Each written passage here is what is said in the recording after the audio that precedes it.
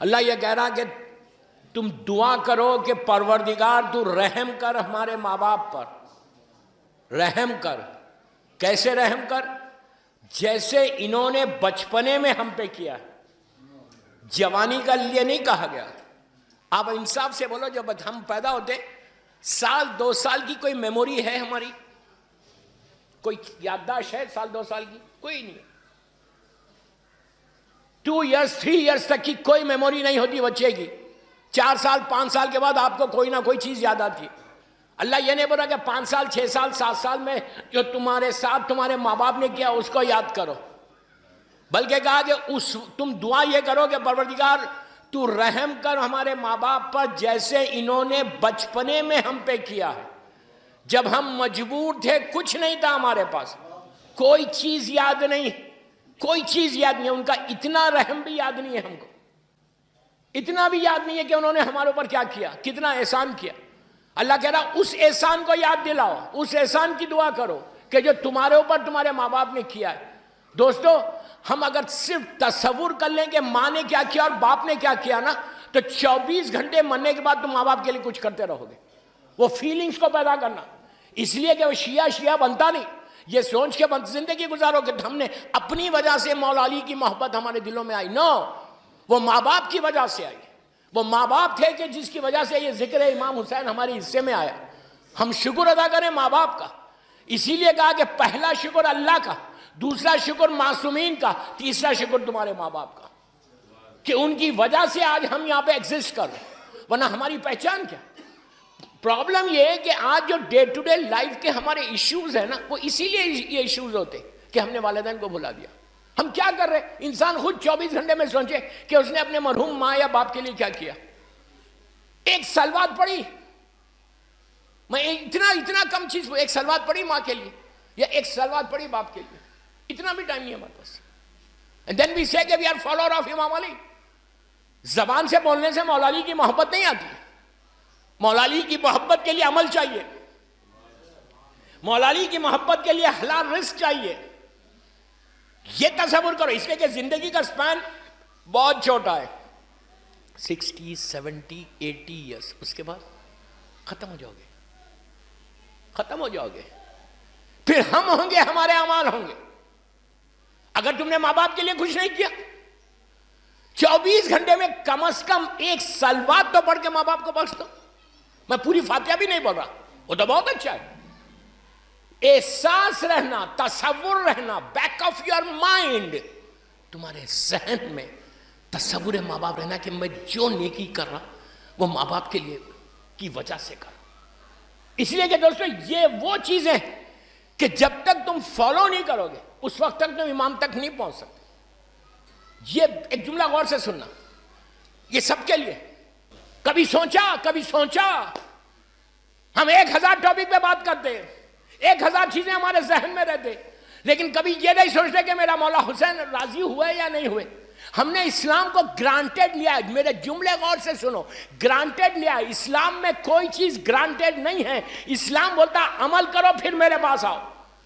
میں ذمہ داری سے بول رہا، علماء کے سامنے بول رہا، ذمہ داری، I'm responsible of my words, what I'm saying، کہ کوئی ایک حدیث بتاؤ، کوئی امام علی کی سینگ بتاؤ، کہ پورے 14 معصومین کی کوئی ایک حدیث بتاؤ کہ جس میں امام علی نے یہ کہا ہو کہ اے میرے شیعو تم جیسے چاہے زندگی گزارو، میں موجود ہوں۔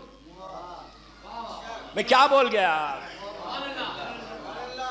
علی نے کبھی یہ نہیں کہا کہ تم جو چاہے کرو، ہم ہیئر، نو۔ علی نے کہا عمل کرو، آؤ میں بخشوا دوں گا۔ یہ گارنٹی مولا علی کی ہے۔ بے شک ہمارے اعمال پہ ہم کو کچھ نہیں ہے، ہم کو معلوم ہے کہ میرے اعمال ناقص ہیں، ٹوٹے ہوئے ہیں، بروکن ہیں، اس کو صحیح کرے گا میرا مولا، لیکن کچھ تو رہے۔ ہر چیز کو گارنٹی ایزی لے کے اگر رہ جائے، عبادت کر رہے اور ماں باپ کی اطاعت نہیں کر رہے، ماں باپ کے لیے کوئی فاتحہ نہیں کرتے، ماں باپ کے لیے کوئی سلوات نہیں پڑھتا، ماں باپ سے ملنے کے لیے قبرستان نہیں جاتے۔ کتنے، میں جنرل بات کر رہا، برا نہیں ماننا، کہ جتنے بیٹھے ہیں سب جاتے ہیں شب جمعہ اپنے اپنی ماں اپنے باپ کے پاس۔ مر گئے، سال ہو گئے، 2 سال ہو گئے، 5 سال ہو گئے، 10 سال ہو گئے، 20 سال ہو گئے، چلے گئے۔ ہم شب جمعہ جاتے ہیں، لٹرلی تمہاری ماں تمہارا باپ تمہارا انتظار کرتا ہے.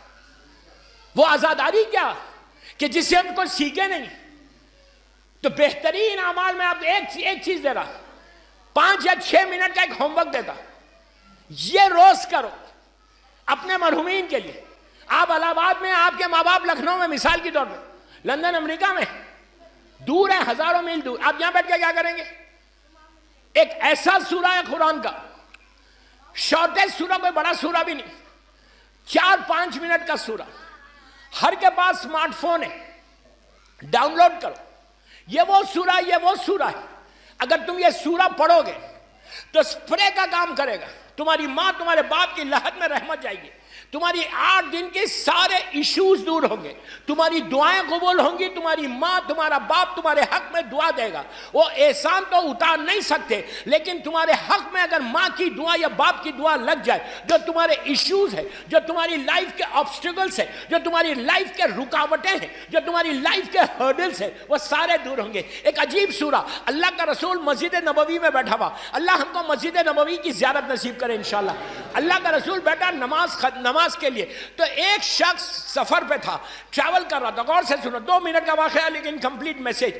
وہ شخص انٹر ہوا, اس کے لباس سے معلوم ہو رہا تھا کہ سفر پہ تھا.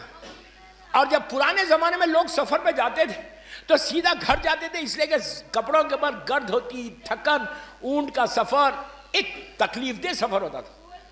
وہ اندر نہیں گیا بلکہ سیدھا مسجد نبوی میں آ گیا. لوگوں نے کہا یار تو سفر پہ تھا, گھر کیوں نہیں جاتا؟ تو اس نے کہا میرے ساتھ ایک عجیب واقعہ ہو گیا, میں اللہ کے رسول سے اس کی تعبیر لینے جا رہا. تو جب یہ سنا تو پورا مدینہ اس کے ساتھ ہو گیا. یہ سیدھا آیا محراب پہ, سرکار بیٹھے ہوئے, سلام کیا. اللہ کے رسول نے جواب سلام دیا. کہا خیر تو ہے؟